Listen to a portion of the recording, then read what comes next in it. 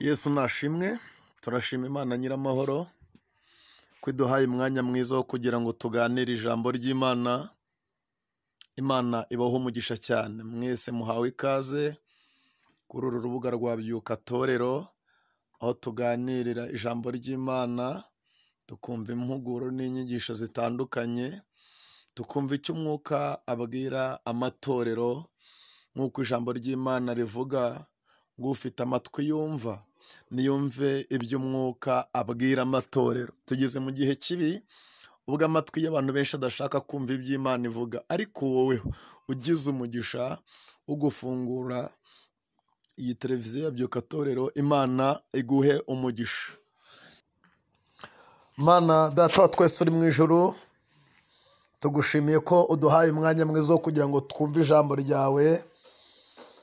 Dawidi yaravuze ngo ijambo ryawe ni itabaza rimurikira ibirenge byacu. Natwe tugushimiye ko uduhaye umwanya mwiza wo kurikurikirana no kurutega amatwi. Izina ryawe nishyirwe hejuru cyane.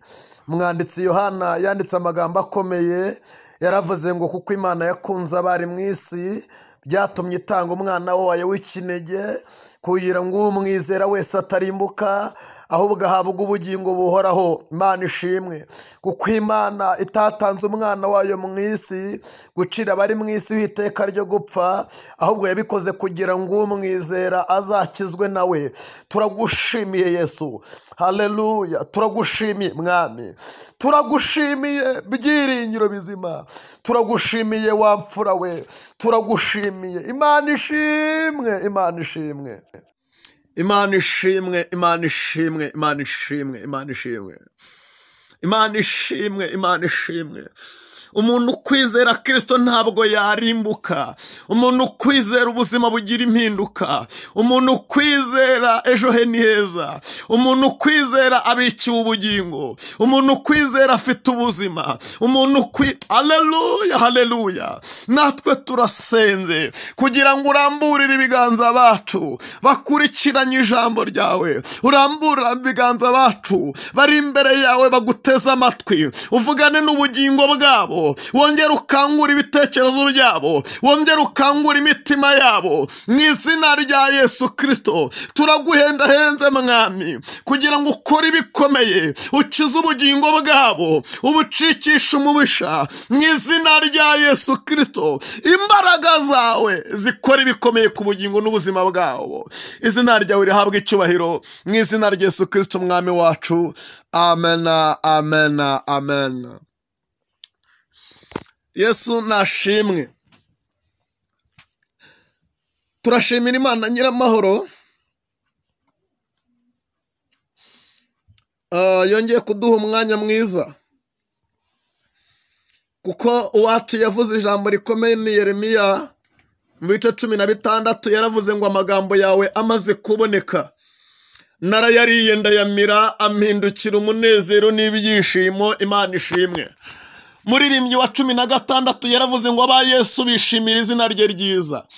Aravuga ngo ribamara imibabaro rikabatinyura. Haleluya. Aravuga ngo umutima ukomeretse niryo riwukiza. Aravuga ngo nushonjerera uhaza, arikaruhura urushye. Reka mbabwire, izina rya Yesu rirakiza, izina rya Yesu riraruhura. Umuruho waba ufite wose Yesu yakuruhura.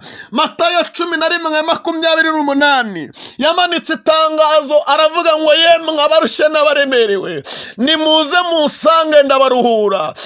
Imana ishimwe, Imana ishimwe.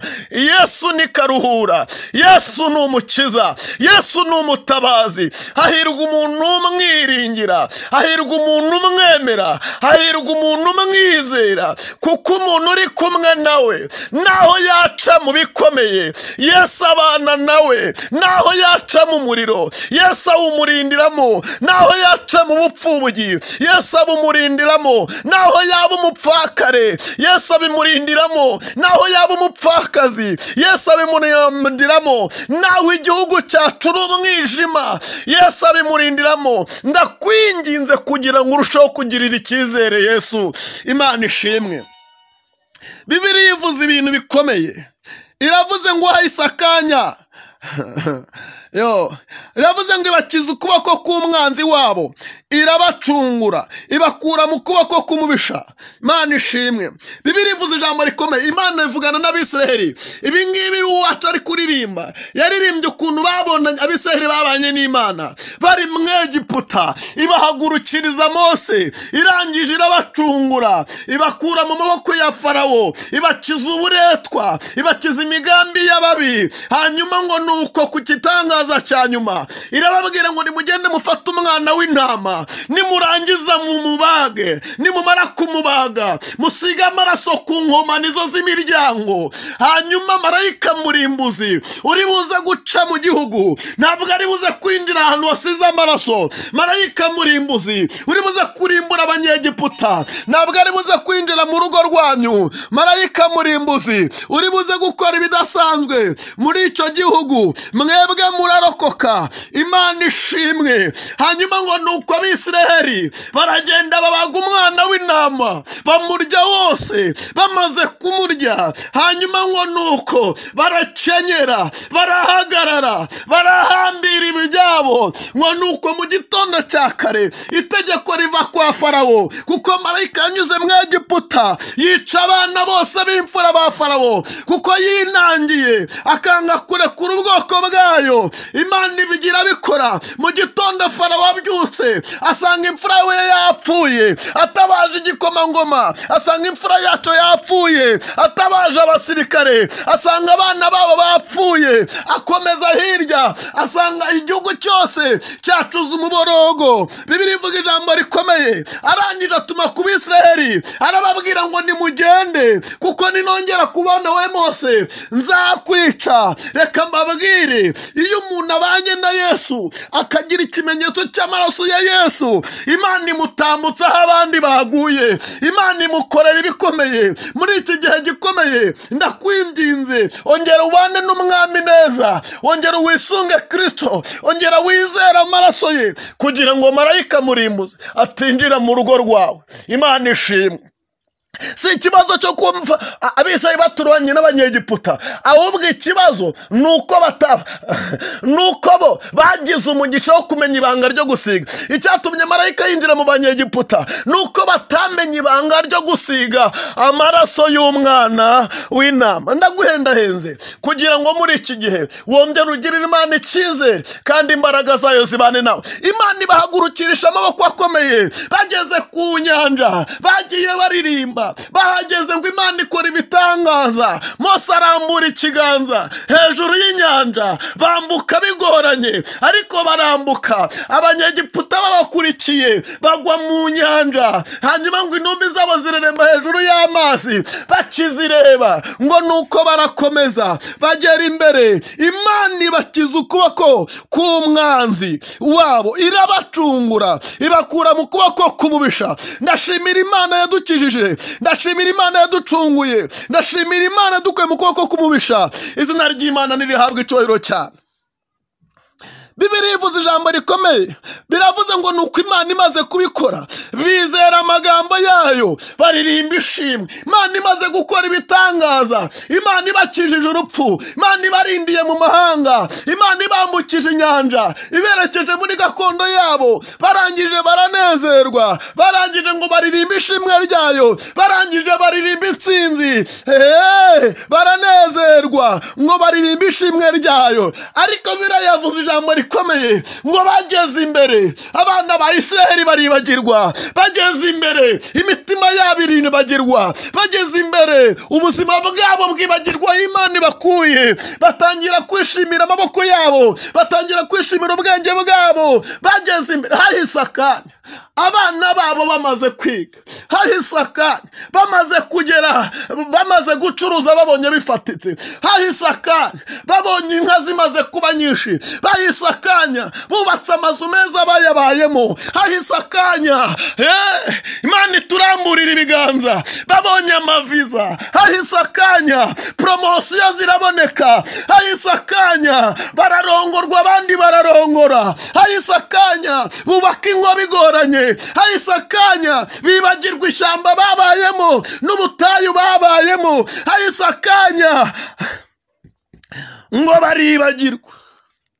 hahise akanya bibagirwa imirimo yakoze. Reka mbabwire, imirimo Imana yakoze ntabwo wari ukwiriye kuyibagirwa. Imirimo Imana yakoze ntabwo wari ukwiriye kuyibagirwa. Biravuze ngo hahise akanya bibagirwa imirimo yayo ntibarindira ko isohoza imigambi yayo. Ntabwo ari ibyo Imana yakoze gusa, hari ibindi yari igambiriye gukora, ariko imitima y'abantu iribagiwe. Kubera ko hahise akanya, ariko kandi urwibutso ruracyahari. Nubwo bibagiwe, inzibutso ziracyahari. Nubwo bibagiwe, imibiri yabo iracyafite inkovu. Nubwo bibagiwe, amagufwa y'abase aracyahari aho mu butayu. Nubwo bibagiwe, abanyegiputa baguye aho hafi baracyabyibukisha amaso. Imitima yabo iracyabizirikana, ariko mu kanya gato cyane, kuko bariye bahaze baribagirwa. Uko kwibagirwa rero kwabazaniye akaga. Biravuze ngo nuko bifuriza cyane mu butayu. Mbega bifuriza cyane mu butayu, bageragereza Imana hatagira abantu. Bagerageje Imana ku rwego rukomeye, nyuma y'uko basenze amasengesho menshi bavuga ngo Mana nudukura mu butayu. Nyuma y'uko basenze amasengesho menshi bavuga bati Mana nuturokora. Nyuma y'uko basenze amasengesho menshi bavuga bati Mana tuzagukorera. Nyuma y'uko basenze amasengesho menshi bavuga ngo Mana icyaduka duteza imbere. Nyuma y'uko basenze amasengesho menshi bavuga ngo icyaduka duha amahoro. Ariko hahise akanya baribagirwa. Abadamu baribagirwa, abakobwa baribagirwa, abapasiteri baribagirwa, abashumba baribagirwa, abantu baribagirwa. None wumva ikibazo kibaye. Haravuze ngo Imana ibaha ibyo bayisabye, ariko imitima yabo ishyiramo konda. Imana ituramburira ibiganza cyane, idukize konda. Ahubwo bifuriza cyane mu butayu, bageragereza Imana hatagira abantu. Ibaha ibyo bayisabye, ariko imitima yabo ishyiramo konda. Abantu bagerageje Imana. Abasengaga baretse gusenga, abayize Imana bajyo basabye Imana yarabikoze, ariko ibyo bayisezeranije ntibabikoze. Bivuze ngo nta rubanza uzagirana n'Imana, ariko Imana izagirana urubanza nawe, kuko yakoze ibyo yagombaga gukora, yavuze ibyo yagombaga kuvuga, yakugejeje aho yagombaga kugeza. Ariko abantu biratangaje. Reka mbabwire ikintu cyanteye ubwoba muri iyi minsi dusohoyemo. Abantu benshi bari mu gahugi, abantu benshi barasinziriye, abantu benshi imitima yabo iri muri business, mwigenamigambi yabo bibagiwemo gupangira Imana. Bigaragara ko Imana nta ruhare ifite mu buzima bwabo. Bivuze ngo abantu bamaze kwibagirwa Imana.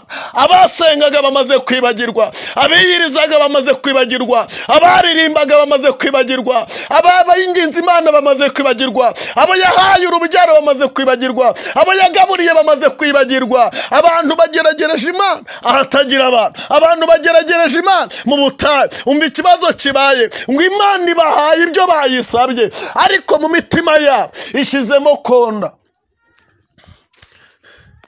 Bayisabye ngo irazibaha, ariko kuko bananiwe kubana nayo, bananiwe kugendana nayo, none mu ngo zabishyizemo konda. Bayisabye abana irababaha, ariko bananiwe gufatanya abana no kubaha Imana, none bitumye hagati yabishyiramo konda. Bayisabye makwe yarayakoze, ariko kuko byabananiye kwizera Imana, bitumye Imana ishyiramo konda.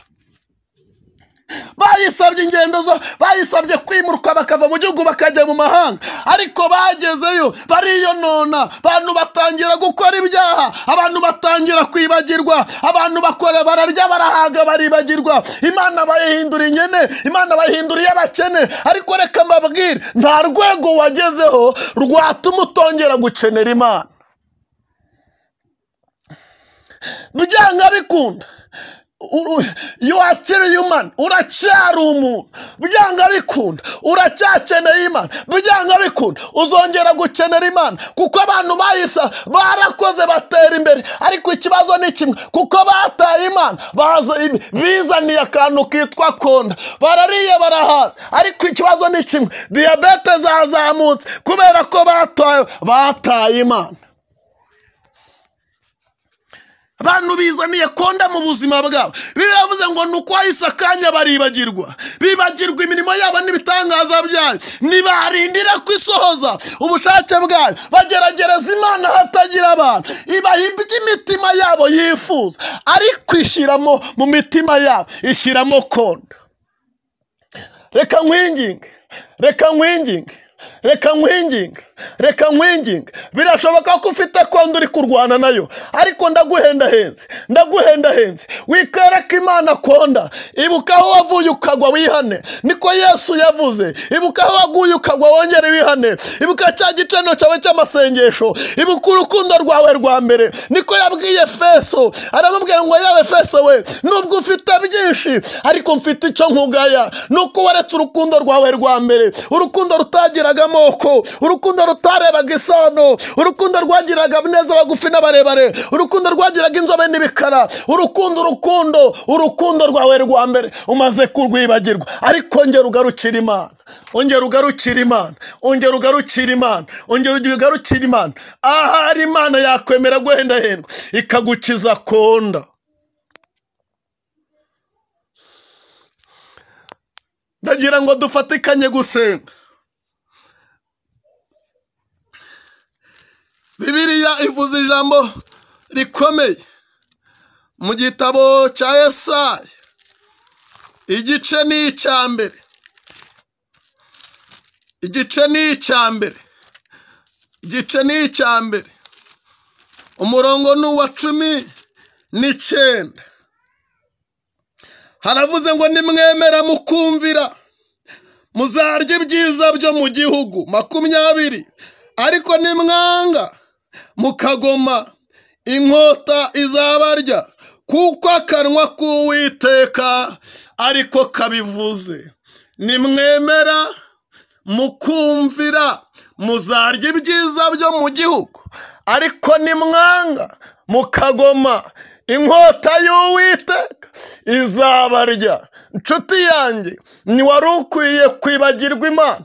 Imana waboneye mu ishyamba ntiwari ukwiriye kwibagirwa. Imana waboneye mu butayu ntiwari ukwiriye kuyibagirwa. Imana yakureze ababyeyi badahari ntiwari ukwiriye kuyitura ibyo. Imana yakwambitse ntiwari ukwiriye kuyitura gutyo. Imana yakugaburiye ikagukiza inzara wari warumye ntiwari ukwiriye kuyitura ibyo. Reka nkubwire, ongera wibuke Imana, ongera wibuke Imana, ongera wibutse abantu bawe Imana, ongera wibutse inshuti zawe Imana wahuye nayo. We kuyitura kwambara ubusa, we kuyitura gusinda, we kuyitura gusambana, we kuyitura gukora ibyaha, kuko ubwawe umeze nk'umushinga w'Imana wahombye. Kandi umugaragu w'Imana Pawulo yandikiye Tito igice cya mbere ku murongo wa 3 kugera ku wa 5, hari aho yageze aravuga ngo icyatumye Uwiteka gusiga ikirete kwari ukugira ngo, haleluya, kwari ukugira ngo utunganye ibidatunganye. Ndaguhendahenze, ndaguhendahenze, ndaguhendahenze, ndaguhendahenze. Ongera ugarukira Imana yawe, ongera ugarukira Umuremyi, ongera ugarukira uwagukunze, ongera ugarukira Imana Muremyi w'isi n'ijuru, ongera ugarukira Imana yaguhanze, kuko Imana iragushaka kugira ngo igukoreshe, kuko icyatumye Uwiteka ansigaza kwari ukugira ngo dukore umurimo w'Imana mu gihe gisa nk'iki. Mva Moridekayi ukuntu yabwiye Esiteri, yaramubwiye ngo Esiteri we, naho wakicecekera mu gihe gisa nk'iki, ntabwo Imana izabura. Haleluya, haleluya, haleluya, haleluya. Ntabwo Imana izabuza kudutabara tukoroherwa binyuze ahandi. Imana nubwo ishaka kugukoresha, uramutse utabyemeye yakoresha abandi. Ariko ndaguhendahenze ngo wongere ugaruke, wongere ugaruke, wubaka ubucuti n'Imana. Ubwo nibwo ibyiza bizakuzaho, ubwo nibwo amahoro y'umutima azaza, ubwo nibwo ibikomere by'umutima bizomurwa, ubwo nibwo uzahura n'Imana, ubwo nibwo uzaseka mu izina rya Yesu. Nongera ukagaruka, ukongera ugaca bugufi, ukareka ibigirwamana, ukareka ibyo abantu bakubeshya, ukishakira Imana ku giti cyawe, kuko iyi Imana iraboneka, kuko iyi Imana iracyavuga, kuko iyi Imana iracyasura abera, kuko iyi Imana iracyahisha abantu bayo. biraguhendahenze ongera ugaruke wongera ushaka Imana. Iki ni igihe cyawe. Ndasubiramo. Haleluya. Iki ni igihe cyawe. Iki ni igihe cyawe cyo guhuza n'Imana. Ni igihe cyawe cyo guhura n'Imana. Ni igihe cyawe cyo gushaka Imana. Mwibutse ko umuntu ashaka Imana bikarangira ajya gushaka Imana bikarangira Imana ari imubonye. Watu yavuze amagambo akomeye aravuga niko Imana yavuze iravuga nkunda bankunda kandi abanshakana umwete bazambona. Mwifurije kubona Imana muri iki gihe mu izina rya Yesu Kristo. Amen. Imana iduhana umugisha mu izina rya Yesu Kristo umwami wacu. Amen. Uramutse ugize icyifuzo reka dusengane. Mana yacu, Imana ifite imbaraga n'imbabazi nyinshi, Imana ikomeye, Imana irinda itorero, Imana irwanirira abantu bayo. Inyamaswa Satani icocomeye ubugingo bw'abantu bawe. Inyamaswa Satani igambiriye kwica no konona no kwangiza umuryango. Inyamaswa Satani igambiriye kwica abera. Ariko turasenze ongera wibutse abantu bawe. Abari barakwibagiwe barakwibutse. Abantu bibutse ibyo wabakoreye. Abacu bibutse imbaraga zawe zikomeye. Abantu bibutse agakiza kawe. Abantu bibutse urukundo rwawe. None barakugarukiye bongeye kugucira bugufi mu mutima. Baramburira ibiganza nk'umubyeyi. Wongera ubakire kandi umaze kubatira ubambika imyambaro yera. Kuko uwacu yavuze amagambo yakomeye. Yaravuze ngo tunezerwe twishime kuko ubukwe bw'umwana w'Imana busohoye kandi umugeni ahawe kwambara umwambaro mwiza w'igitare ariyo mirimo yo gukiranuka. Nanjye ndasenze kugira ngo abacu ubambike imyambaro myiza, ubambura imyambaro mibi maze bagire ubushaka ngo izina ry'Imana rihabwe icyubahiro cyane. Urakoze nshuti nziza. Ngaho batikisha iki gihe, batikisha indwara z'ibyorezo, batikisha amakuba, batikisha impfu zitunguranye mu izina rya Yesu. Ubugingo bwa ni bube mu biganza byawe mu izina ryawe rikomeye. Ubarindire kandi uturindire kugira ngo tuzagusanganire tudafite umanyeri n'ikizinga mu izina rya Yesu Kristo umwami wacu. Amen.